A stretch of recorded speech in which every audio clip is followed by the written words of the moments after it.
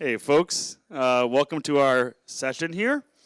We're going to talk about DataOps at Dremio with two very smart individuals. Brock is a Dremio Master Principal Solution Architect, and AJ is a Dremio Data Engineer. So I'll hand it over to them. If you're online, please feel free to comment, and I will give your feedback or questions to the presenters. All right, hello everyone. I'm AJ, and today we're going to talk a little bit about what DataOps at Dremio looks like. Just for context, I'm the only data engineer at Dremio and the only full-time member of our data and analytics team.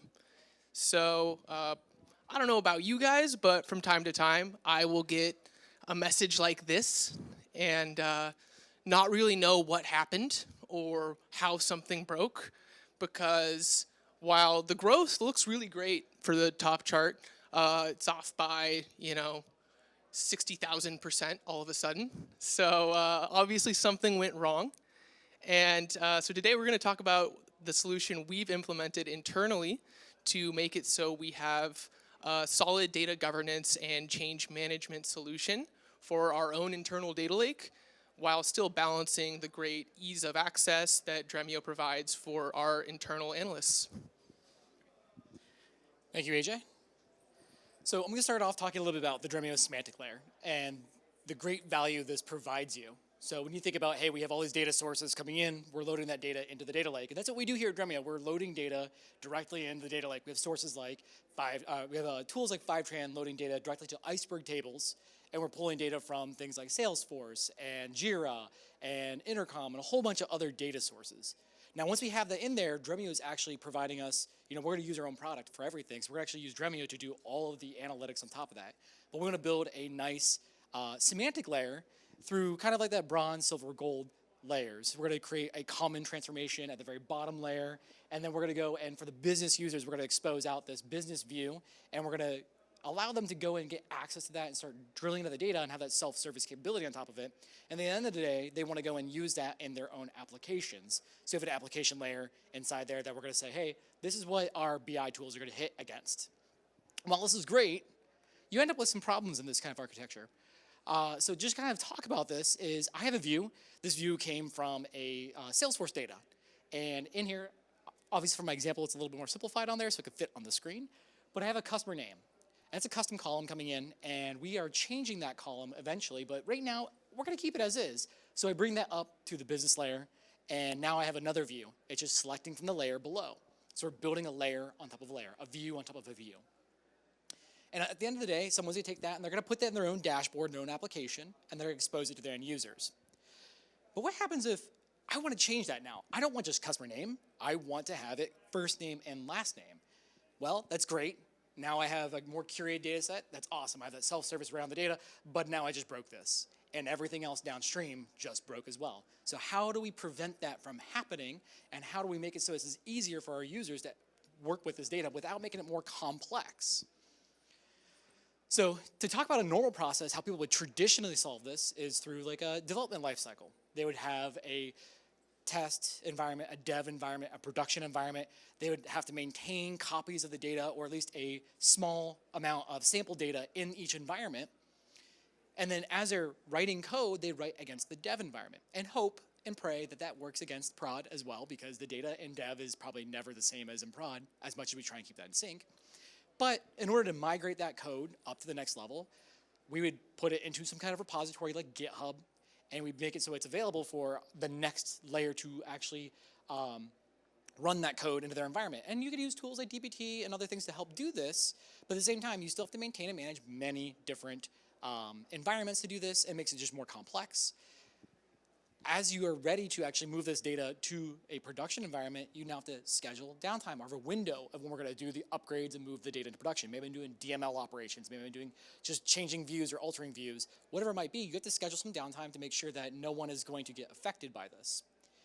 And at the end of the day, once the data finally gets migrated to the production environment and you validated everything, you hope that everything's working perfect. But if it's not, and you need to roll back that can be very costly and time-consuming to do. You might need to do a full database restore if something incorrect happened in production. So we thought about this. How do we solve this with our own tools, and how are we doing this at Dremio? Well, the solution that we have, part of the solution at least, is our catalog. So when you think about this, Dremio's catalog brings several things, but really the part we're going to focus about is the Git as code or data as code section. So this Git as code allows us to create branches of the data without creating copies of the data. So now I can have a branch on my catalog that allows me to operate on the production data, but I'm not going to affect production. I have my own isolated area where I can do my own version control. There's governance built in, so I can't do things I'm not supposed to do. I can see what I'm allowed to see, and I can work in that environment. So instead of having those complicated 5, 6 steps that we had before, we have simplified this. So most users in the past may have actually worked directly inside your dbeaver or your other tools to come up with what code you want and copy that code then to your repository and then checked it in. We've actually come up with a process here that is going to automatically synchronize your changes when you create a branch in Dremio. It's a simple statement in Dremio, just create branch from your main catalog. Now you have a new branch you can work in. When you do that, we have a process that's automatically synchronizing all of those changes every time you make a new change in there to your repository. So now you have a single place you can go look at in your repository, validate that these changes are happening, what the change is, and AJ will show you a demo here in a little bit of what that looks like. And this just gives you an easier way to maintain this lifecycle. You no longer have to manually do all these code changes. You can work directly in Dremio. You can issue the commands directly in Dremio, and it synchronizes to your repository. At the end, you can have automated testing that runs. Now, this solves the other problem we were talking about earlier. How do we fix things downstream? How do we know something's going to affect something downstream? Automated tests that run, regression tests that run. When you are building out an environment like this, you're going to build out tests for each view you have to validate that I've made a change here. Is it going to break something upstream? And so we can use our repository to automate running tests. And so that's what AJ here has done, is automated this, make this very simple for our end users to actually, I want new data, I'm going to create a branch, work in that branch, check it in, and then the tests automatically run and say, yes, your changes are not going to break someone else's stuff. And then when we're ready, we just merge it. Very simple commands, and now it's 3 steps instead of the 5 or 6 steps. So I'm going to head back over to AJ, and he's going to talk about how he did this. All right, so for our demo scenario here, we have at the top our analyst who is working on a reporting layer view to see all sales across different regions or categories and rolling things up to the date level. And then we have our data engineer who's tasked with updating the business layer column names or the logic for one of those columns. And that's where I come in. And I'm primarily working with the Dremio server as well as the AWS code commit service, which nobody really knows a lot about, but just replace AWS code commit with GitHub in your head and everything else will make a lot more sense. Code commit's free, and I just kind of took a liking to it while I was developing this, so I built the whole thing using it. But we'll talk a little bit more about implications for something like GitHub or GitHub Actions later on. And then lastly, we have what I've termed the Lakehouse Manager, which is an automated system that looks at the Dremio catalog and detects changes for a branch that you tell it to look at.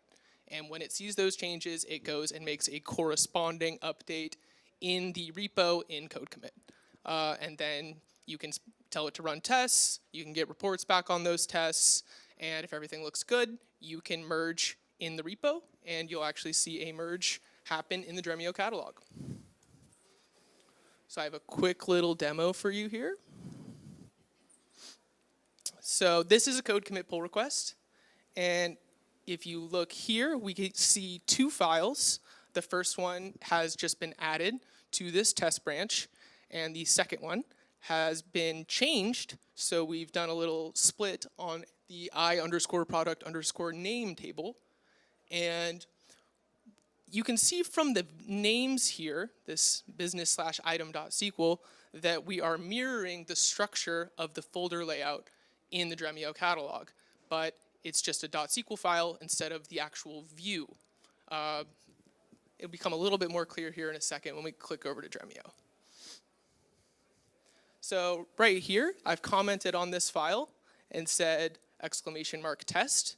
You don't have to comment on a specific file to test that file, just any file, you make a comment, it'll run the entire test suite. So I'm gonna click over to the activity tab in code commit, and hit it with a refresh. And here we can see that the Lakehouse Manager, who is a bot, has ran the test suite and has determined that all tests have passed, and we can merge if we'd like. But before we do that, let's go take a look at what happened in Dremio.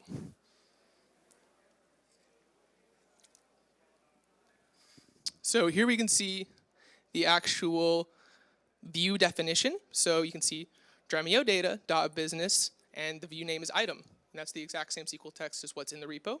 And we're on our test branch. You can see the little icon right there for a branch.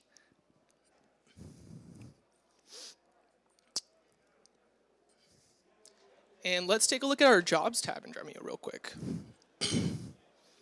So this was our test that we ran. And you can see it did a quick check on what was the total sales for this one product name. So where did that test come from? Well, remember how I said that the repo and code commit mirrors what's happening in Dremio? There's only one exception to that, and that is the data tests folder, which is going to hold our tests that we've defined. So in this case, really it's just a unit test for your analytics. You can see on line 6 here, I have this query templatized, so where it says at branch and then curly brace branch, curly brace, I'm going to actually read that text into Python and replace that little signifier with the branch that I want to run the test on. And then when I get the results back, I'm going to make sure that it matches the expected value. And if it doesn't, I'll report back that that test failed. In this case, it passed though. So what we can do is, and this is really just me showing off at this point, we can go take a quick look and see, oh, we've done an alter on our view in, here, I'll back that up real quick. Whoops.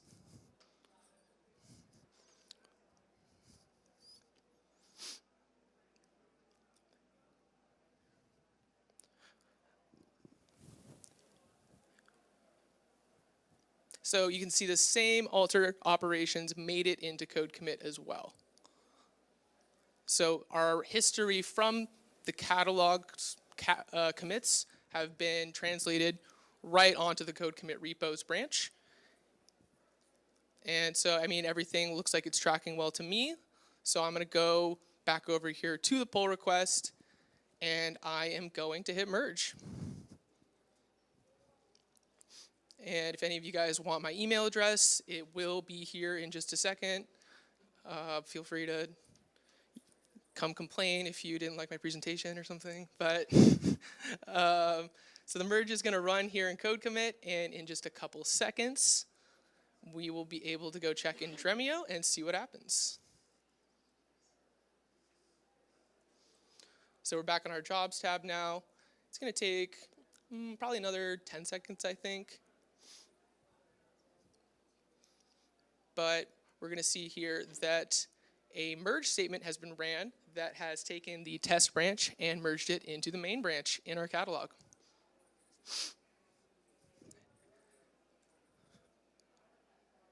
Whoops. I actually don't know how to get out of the video. Sorry. There we go. So what's coming next right now is I do actually want to move this over to GitHub Actions. As much as I might like code commit, it is definitely not what most people use for sure. And if you are interested in the code that is behind the Lakehouse Manager, you can follow that URL. I uploaded a bunch of stuff that I've been working on for this project earlier today, and it really is, for the most part, just a bunch of vanilla Python, URL lib, and Bodo 3, nothing too fancy. That's actually all we have, I think.